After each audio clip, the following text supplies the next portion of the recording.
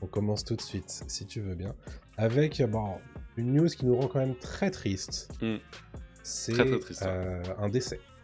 Exactement, et pas n'importe quel décès, le décès d'Akira Toriyama, le célèbre mangaka, évidemment connu pour la série Dragon Ball, qui est décédé le 1er mars dernier à l'âge de 68 ans, des suites d'un hématome sous-dural. C'est un communiqué de la maison d'édition de Toriyama qui l'a indiqué au Japon.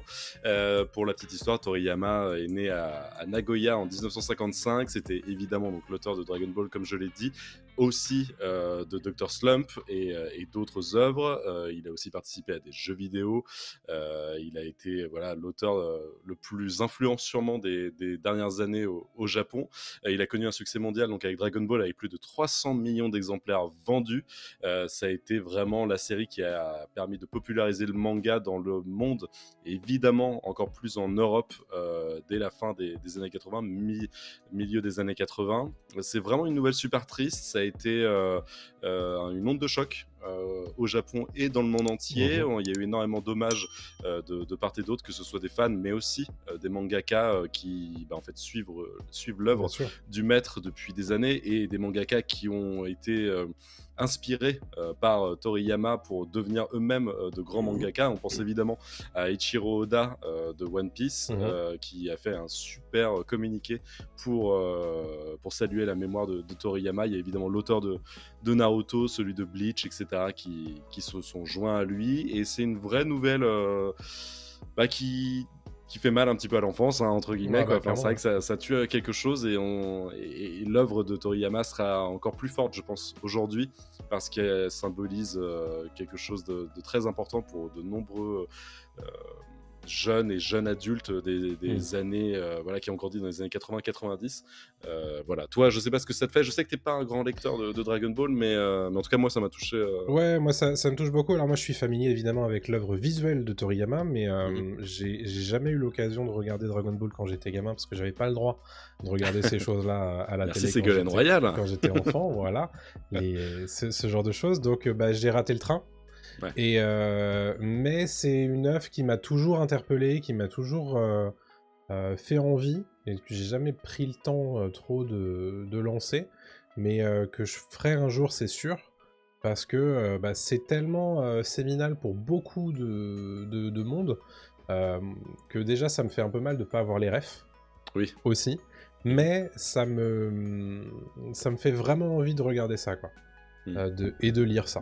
Donc honnêtement, un de ces quatre, je m'y mettrai, c'est sûr. Lis-les, ça va très vite. Dragon Ball, ça se lit très bien, et ça n'a pas vieilli, quoi. Ouais. En plus, t'aimes bien Naruto, t'aimes bien les mangas. J'aime bien ça. Tu vas adorer. C'est un peu le daron du shonen. Et puis c'est vrai qu'il a aussi beaucoup inspiré, de par son style, la saga Dragon Quest aussi. Bien sûr, c'est lui, le visuel, c'est lui. Forcément... Chrono Trigger, c'est lui aussi. D'ailleurs, pour la petite info, on m'a dit récemment, je savais pas qu'il y avait un easter egg dans Chrono Trigger qui rend hommage à son fils, en fait, dans lequel il dit: regarde, papa, il a travaillé dans un jeu vidéo, c'est une salle cachée de Chrono Trigger. Ah, c'est stylé. Qui est à son fils Sasuke, je crois qu'il s'appelle. Donc c'est un grand mangaka, évidemment, et au-delà de ça, une grande personnalité, parce que même si on connaissait pas la personne, Dragon Ball a marqué même ceux qui n'ont jamais vu ou lu Dragon Ball. Ça fait partie des choses que tout le monde connaît. C'est la culture pop, on parle culture pop tous les lundis, et c'est vraiment la culture populaire par excellence. On pouvait pas ne pas en parler. Non. On va vous parler de Dune partie 3. Oui, puisque c'est pas parce qu'on n'a pas trop aimé la partie 1 et la partie 2 qu'on ne va pas vous parler de la partie 3. Et oui, d'ailleurs, allez voir notre critique qui est disponible sur YouTube et sur Dailymotion, ça vous intéressera peut-être pour les gens qui se demandent pourquoi on n'a pas aimé. Vous aurez toutes les réponses là-dedans, il y a 25 minutes de vidéo, c'est franchement assez rapide à écouter.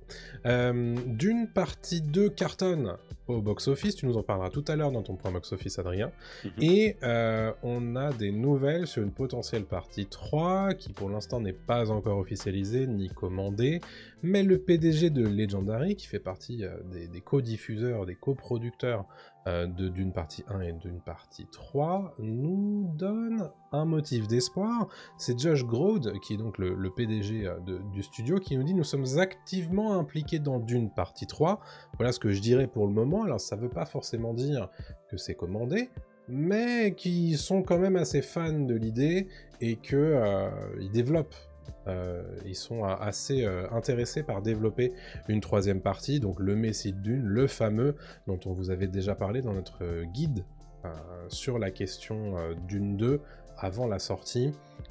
Denis Villeneuve s'intéresse beaucoup à clôturer une trilogie d'une partie 1, partie 2, partie 3, avec du coup le Messie de Dune de Frank Herbert, qui devrait être son dernier film Dune dans cet univers en tout cas.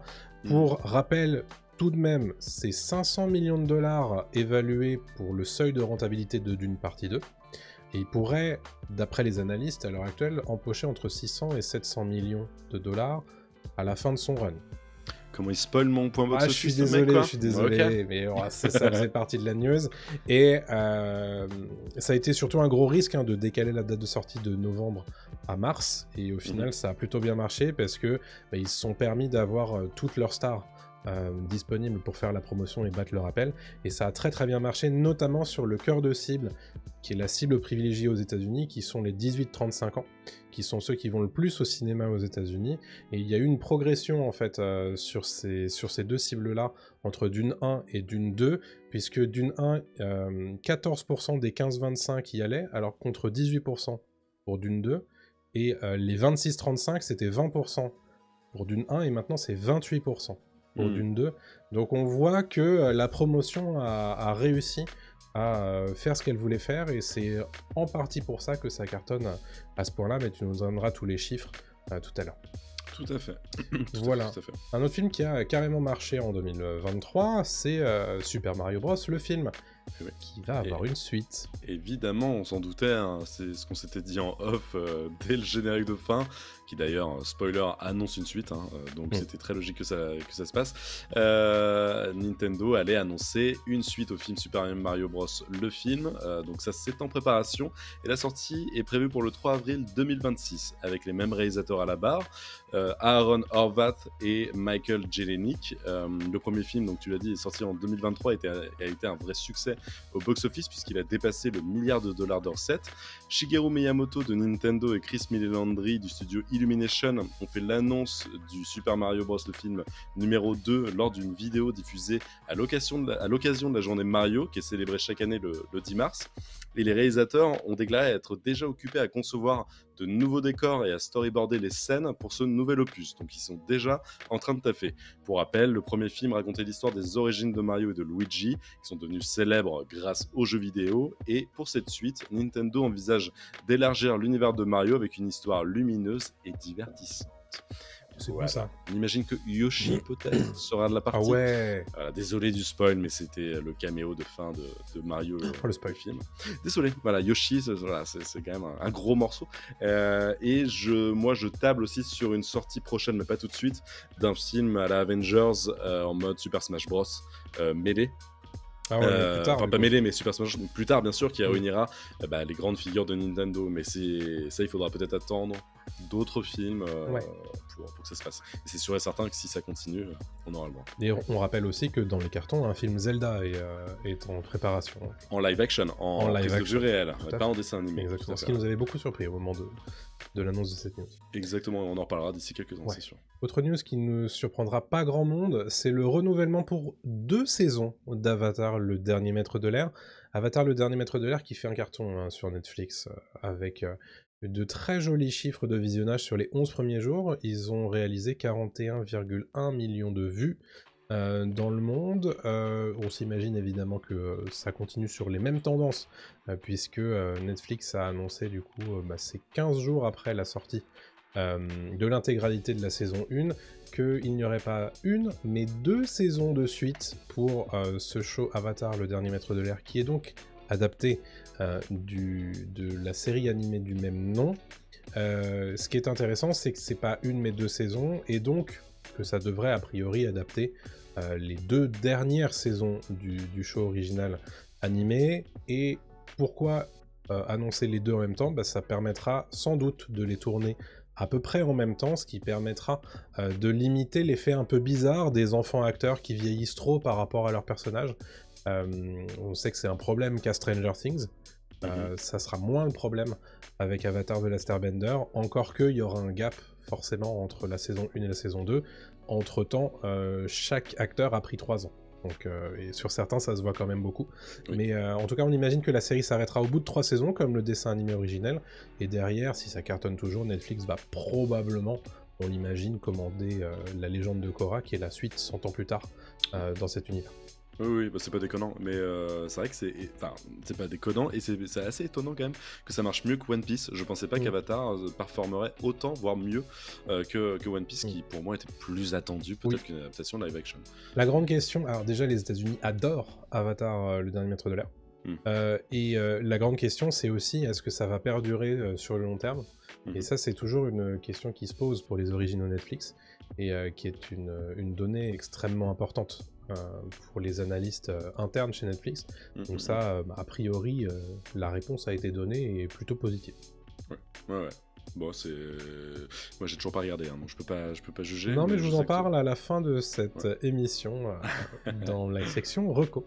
Eh ben, on se garde ça pour tout à l'heure. Exactement. On en avait parlé à une époque en reco, de la saison 1 et saison 2. C'est Upload, la série Prime Video, qui s'offre une saison 4. Ouais, qui sera la dernière. Donc Prime Video a renouvelé la série Upload pour une 4e et dernière saison. C'est une comédie de Greg Daniels.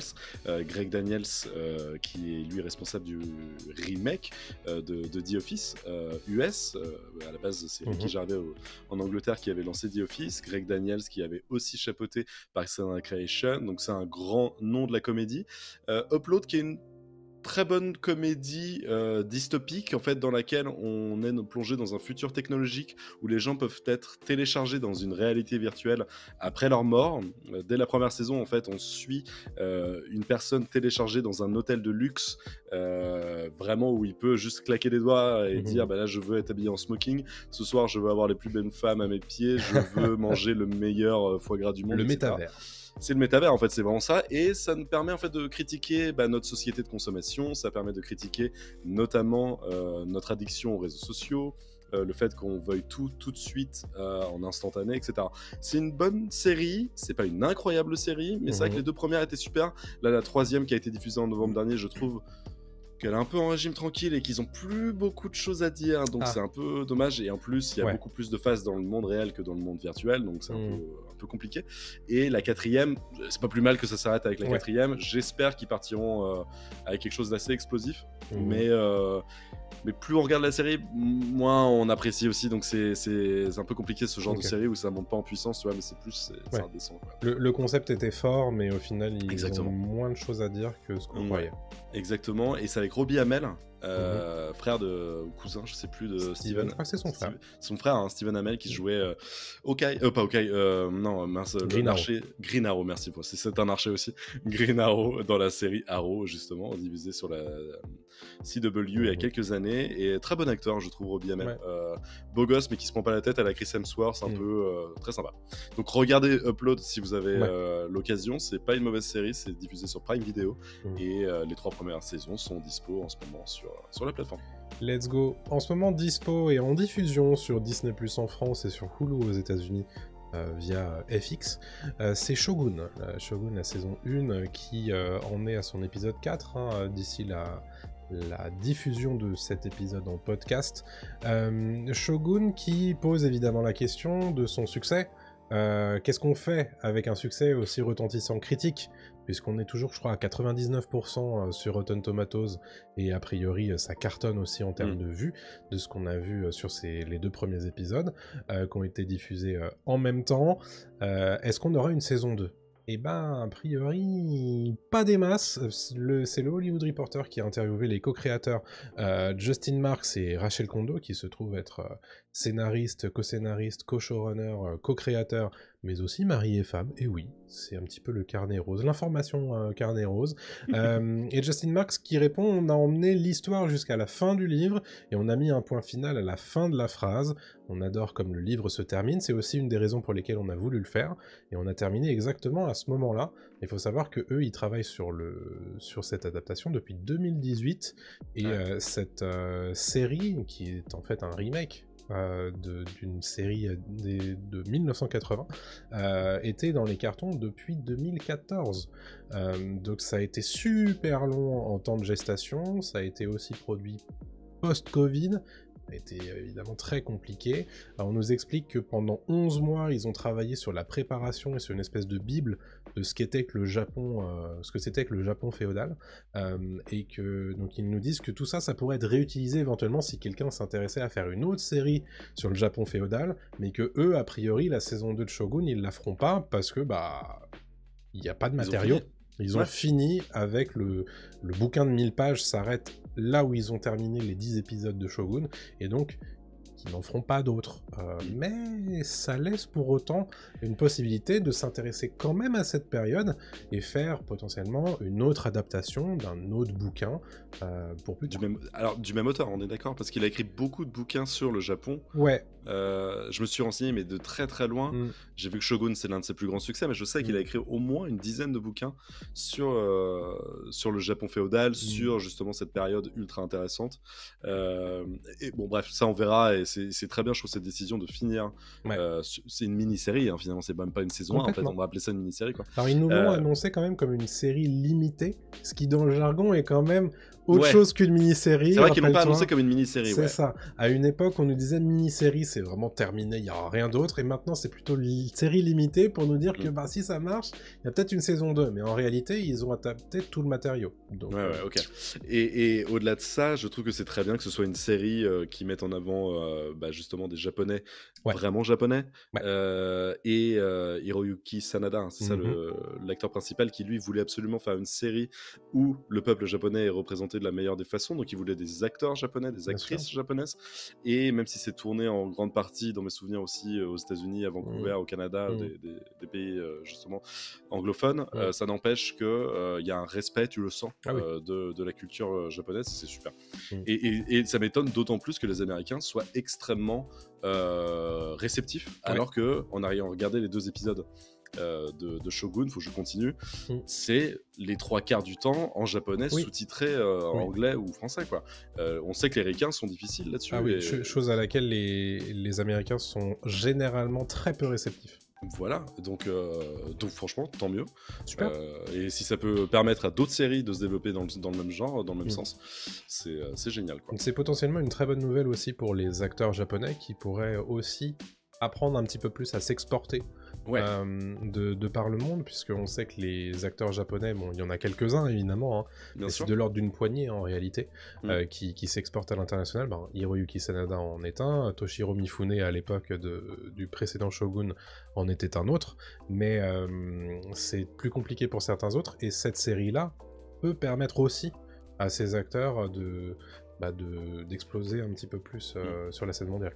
Complètement. Et pour finir là-dessus, pour l'anecdote, j'ai lu une interview de Hiroyuki Sanada dans Première, dans laquelle en fait il parle de son maître qui était Sonny Chiba, qui était un grand acteur et qui lui avait réussi à s'exporter à l'époque. Et en fait, le conseil que lui a donné Chiba à Sanada quand il était jeune, c'est exporte-toi, en fait.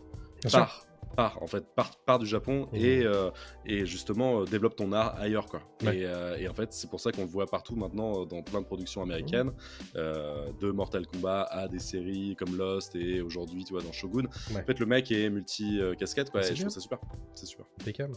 Je me rends compte que c'est un épisode très très série, puisqu'on va enchaîner avec une information de casting sur la saison 2 de The Last of Us, qui est toujours prévue pour 2025. Ouais, je vais aller assez vite et je vais essayer de pas trop spoiler, mais c'est, comme tu l'as dit, une annonce de casting. La distribution de la saison 2 de The Last of Us s'agrandit avec l'ajout d'acteurs comme Dani Ramirez, Ariella Barrer, Tati Gabriel et Spencer Lord. En fait, ces acteurs-là, je vais pas donner le nom de chacun, mais pour ceux qui ont joué aux jeux vidéo, ça va tout de suite leur parler. Ils font partie du groupe d'un personnage qui s'appelle Abby. Voilà. Personnage quand même second rôle et second couteau, mais très important quand même dans l'histoire et dans la narration du deuxième jeu vidéo de Naughty Dog, et j'ai très hâte de voir ce que peuvent proposer ces persos, qui auront chacun, je pense, leur moment de bravoure et leur moment d'importance dans la saison 2. C'est sûr. Cette annonce aussi permet de voir que ça avance pas mal du côté de HBO, du côté de Craig Mazin, qui fait de plus en plus d'annonces. On l'avait dit il n'y a pas si longtemps, Abby, justement, qui est le personnage peut-être le plus important de cette saison 2, a été casté. Donc voilà, ça avance. On aura sûrement des infos sur le tournage d'ici quelques semaines, quelques mois. Et ne vous attendez pas à voir la saison 2 débarquer avant 2026, parce que le temps que ça se tourne, le temps que ça se monte, Pardon, 2025, excusez-moi, le temps que ça se tourne, etc. Mais en tout cas, on a très hâte de voir la série, pour rappel, qui est basée sur le jeu vidéo du même nom, The Last of Us, qui suit les aventures de Joel et Ellie dans un monde post-apocalyptique. Les infectés ont repris le contrôle, mais l'humanité survit quand même toujours un peu, quoi. Voilà. Avec une moralité parfois un petit peu grise. C'est quand même beaucoup, c'est le jeu qui... Enfin, c'est oui, c'est le jeu et la série zone de gris par excellence, quoi. Ah ouais, clairement. C'est pas manichéen du tout. Pour les gens qui apprécient ça, c'est Et très bien. Encore plus dans la saison 2 et dans The Last of Us partie 2. Très curieux de cette très saison hâte 2. de voir. Ouais. C'est mon jeu favori de ces dernières années, quoi. Autre saison 2 qu'on a très hâte de voir sur HBO également, c'est House of the Dragon, la saison 2. Jusqu'ici, on avait un certain nombre d'informations, on avait déduit que la saison 2 sortirait en juin. Pourquoi ? Parce qu'on nous avait déjà dit que ça sortirait au début de l'été, puis on nous a dit que ça serait le trimestre prochain, et donc que ça pouvait pas être ni avril ni mai, et donc que ça serait juin. On a désormais la confirmation officielle. C'est dans une conférence de presse que J.B. Perrett, le chef de la division streaming et jeux de Warner Bros. Discovery, qui a confirmé l'information. Il a juste dit que ça arrivait en juin, sans date précise, puisque la date précise, elle va certainement arriver en même temps qu'un trailer. Étant donné que c'est juin, on peut s'imaginer que ce trailer, il arrivera courant du mois de mars, puisqu'en général, c'est plutôt 3 mois avant qu'on commence à vraiment augmenter la cadence côté promotion. Donc ça arrive très prochainement, en fait, l'air de rien. Très hâte, j'ai très hâte, j'avais adoré la saison 1, je sais que toi t'es fan absolu. Ouais, complètement. Et donc je pense qu'on a beaucoup de choses à dire d'ici quelques temps, là ça va être super. Ça va être incroyable. Rappelons que t'as une chaîne perso, on en parlera aussi peut-être sur un de ces cas, mais t'as une chaîne toi perso sur YouTube où tu parles de ça en long, en large et en travers, et t'en parles très bien. Donc on en fera sûrement la publicité quand la saison 2 sortira. Le moment venu. Le moment venu. Alors parlons un petit peu des Oscars, puisqu'il s'est passé énormément de choses hier, au moment où on enregistre ce podcast en direct sur Twitch, et on a eu un petit peu l'information du palmarès, bien sûr, et la confirmation qu'Anatomie d'une chute allait être sacré. Donc ça, c'est plutôt cool. Est-ce que tu peux nous faire rapidement un petit point sur le palmarès avant qu'on passe sur les brèves, très brèves? Ouais, tout à fait. Non, comme tu l'as dit, c'était dans la nuit là, de dimanche à lundi, au moment où on enregistre le podcast. Je fais rapidement le palmarès. Comme on s'en doutait, Oppenheimer a quasiment tout raflé. Donc il a eu le meilleur film, le meilleur réalisateur pour Christopher Nolan, le meilleur acteur pour Cillian Murphy, le meilleur second rôle masculin pour Robert Downey Jr., la meilleure musique originale pour Ludwig Göransson. Donc déjà voilà, on est pas mal. Donc tout ça c'est pour Oppenheimer, je crois qu'il en a eu 7 ou 8 dans mes souvenirs, c'est quasiment sûr. Pour ce qui est de meilleur scénario original, Cocorico, Anatomie d'une chute de Justine Triet a décroché l'Oscar. On se doutait bien qu'il n'allait pas décrocher le meilleur film, hein. C'était très compliqué face à Oppenheimer, c'était un mastodonte Oppenheimer, mais ça fait plaisir que Justine Triet reparte avec une statuette méritée, parce que super scénario, incroyable film et super scénario. On a en meilleure actrice Emma Stone pour Pauvre créature de Yorgos Lanthimos, extrêmement légitime, très mérité comme statuette aussi, film qui divise un peu, mais elle, sa performance est assez incroyable, donc c'était quasiment sûr aussi qu'elle reparte avec. Meilleur second rôle féminin, Davine Joy Randolph pour Winter Break, excellent film, excellent second rôle aussi dans le film d'Alexander Payne. Elle est super dans cette cantinière qui reste avec justement le prof et l'élève durant les vacances d'hiver dans ce lycée UP des États-Unis, voilà, alors qu'il ne se passe pas grand-chose et ils vont devoir apprendre à se connaître. Donc c'est excellent second rôle et c'est très mérité. Et je continue avec meilleur film étranger pour La zone d'intérêt de Jonathan Glazer, film anglais en fait, c'est l'Angleterre qui défendait le film, donc c'est pour ça qu'il n'était pas nommé en meilleur film aux Oscars. Et je termine par le meilleur film d'animation qui a été remporté par Le garçon et le héron d'Hayao Miyazaki des studios Ghibli, au nez et à la barbe, j'adore dire ça, au nez et à la barbe de Spider-Man Across the Spider-Verse, qui était donné, pas favori, mais qui pouvait repartir aussi avec une statuette.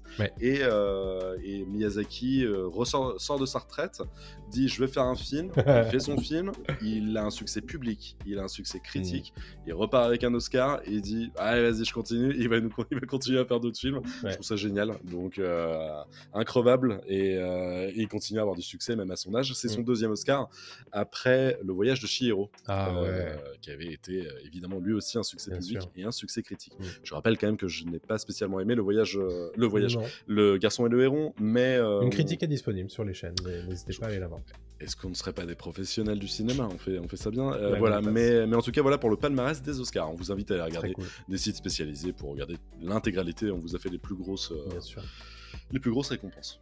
Très rapidement sur les brèves, les infos que vous ne verrez pas dans cet épisode, mais que vous verrez quand même un tout petit poil. On voulait vous mentionner 3 trailers qui sont sortis cette semaine avec Vice Versa 2, Le Problème à 3 corps, la nouvelle série Netflix que personnellement je comprends pas trop ce trailer, et puis la série Fallout d'Amazon Prime Video qui, elle, pour le coup, me donne un peu plus envie. Je voulais parler aussi très rapidement du film Watch Dogs qui refait parler de lui puisqu'il a casté sa star en la personne de Sophie Wilde, mais aussi son réalisateur qui n'est autre qu'un Français, Mathieu Turi, dont on vous avait déjà parlé l'an dernier puisqu'il sortait Gueule Noire et il est en train de travailler sur l'adaptation en série de Plague Tale. Innocence, donc voilà, ça marche très bien pour lui en tout cas, donc très cool. Le remake de Twilight nous fait un petit peu parler de lui puisqu'on a appris cette semaine que ce serait une série animée désormais, pas une série live action, qui est une bonne nouvelle je pense. Dakota Johnson est un petit peu en délicatesse ces derniers jours de ce qu'on apprend, puisque Sony n'apprécie pas du tout qu'elle prenne la parole pour un peu défoncer son film Madame Web dont elle est la star.